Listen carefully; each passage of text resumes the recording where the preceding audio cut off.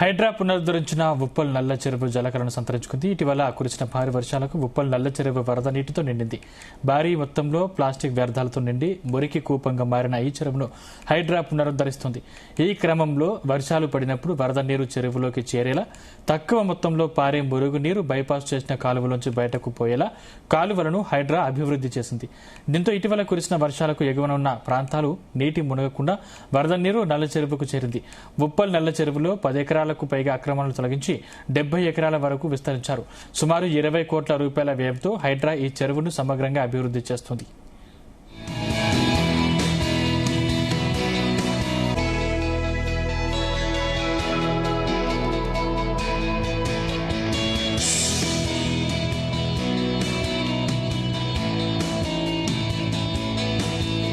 ఉప్పల్ నల్ల చెరువుకు ఎగువన ఉన్న నాచారం చెరువుతో పాటు పరిసర ప్రాంతాల నుంచి వరద నీరు వచ్చి చేరేలా 2 ఇన్లైన్లను హైడ్రా అభివృద్ధి చేసింది.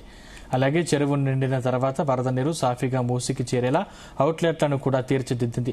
నీటి నిల్వకే పరిమితం కాకుండా ప్రజలకు విశ్రాంతి, ఆరోగ్యం, వినోదం కల్పించేలా చెరువు చుట్టూ వాకింగ్ ట్రాక్, పటిష్టమైన మెయిన్ బండ్, పిల్లల కోసం ప్లే ఏరియా, ఓపెన్ జిమ్ వంటి సదుపాయాలను ఏర్పాటు చేస్తున్నారు. కుటుంబాలతో కలిసి ప్రశాంతంగా గడిపే ఆహ్లాదకరమైన ప్రదేశంగా ఉప్పల్ నల్ల చెరువును తీర్చిదిద్దుతున్నారు.